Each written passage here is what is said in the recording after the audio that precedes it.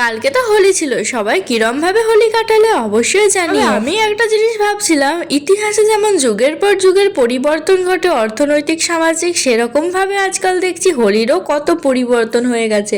ছোটবেলাতে তো সব থেকে পুরনো যে জামাটা থাকতো সেটা মা বের করে দিত হোলি খেলার জন্য, সেটা খেলে সে একেবারে পুরো ভূত হয়ে আসতাম। হোলিতে আবার নতুন জামা কাপড় পরা বা শাড়ি পরা, বাবা তখন তো সেই সব কিছু মাথাতেই আসতো না। আর এখন তো ছোটবেলার মতো কোনো বন্ধু বান্ধবও নেই সেরকম, তো আর হোলি খেলাটাও আবার হয়ে ওঠে না। তবে সত্যি বলতে আগের বছর পর্যন্তও না শাড়ি পরতাম আর নিজে খুব অ্যাস্থেটিক ভাবে নিজেই নিজের গালে হোলি মাখাতাম, শুধুমাত্র কয়েকটা ছবি আর ভিডিও তোলার জন্য।